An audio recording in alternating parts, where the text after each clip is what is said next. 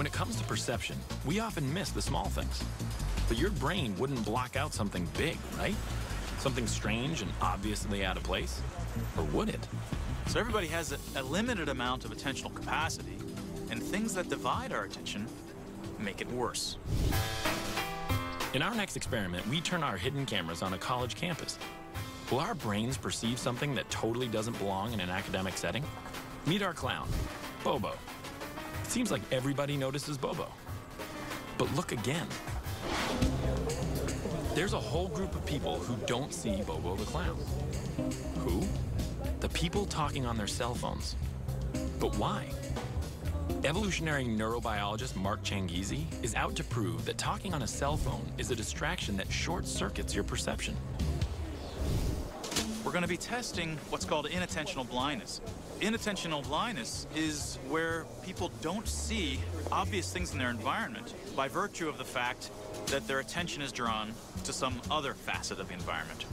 And the question is, when you're on a cell phone, are you especially handicapped at your ability to notice something as obvious as a clown on a unicycle? To see what happens, let's follow Bobo. He rides right next to this woman, but doesn't catch her attention. Same for this woman. Well, he is kind of sneaking up on them. Maybe they just can't see him. Then again, this guy looks like he wouldn't even notice a spaceship landing in his path. The guy's so unaware, it's hard not to call him a bozo. How in the world are people missing something so blatantly out of place? A helpful way to view attention is as if it's a spotlight that focuses on the events around you. And so when you're on the cell phone, even though it's only sounds that you're hearing, that spotlight is now focused on that and is now unable to see other sorts of environmental consequences around you, like unicycling clowns. Okay, round two. Let's give our subjects a fighting chance to see Bobo. Here comes a smart-looking, self-aware guy on his cell phone.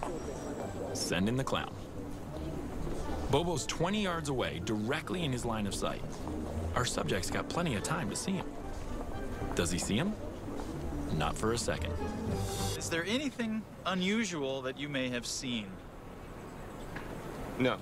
How about a clown? I don't remember seeing a clown. Well, let me introduce you to Justin over here. Justin.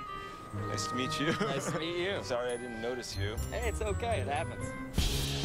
How about this guy in the blue t-shirt on a cell? What does it take to get him to see Bobo? Bobo rides by once, twice, 3 times? Nope. 4 times Bobo pedals by. Even when Mr. Blue T-shirt is just sitting on the steps, Bobo might as well be invisible. This is a textbook example of inattentional blindness. Yeah, you think I would have seen him, huh? I believe I wasn't as focused as I would have been if I weren't on the cell phone. However, if there were a hot chick walking by me, I definitely would have seen that. Well, there's the next experiment to try. You might think that you shouldn't miss anything because you're not visually occupied by the person on the phone. This is, of course, not your handicap. It's our handicap. It happens to all of us. And, in fact, the illusion is happening right now. We're all concentrated on this event right here. And yet, in each of our eyesights beyond this crowd, there's all these other stuff that are happening that we've completely tuned out. So when your mind is occupied, your perception is significantly reduced. It's all fun and games on a college campus. But what about behind the wheel of a car?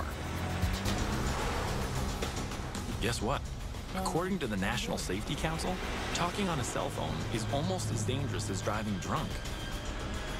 Nearly 25% of all car crashes now involve a driver distracted by his cell phone.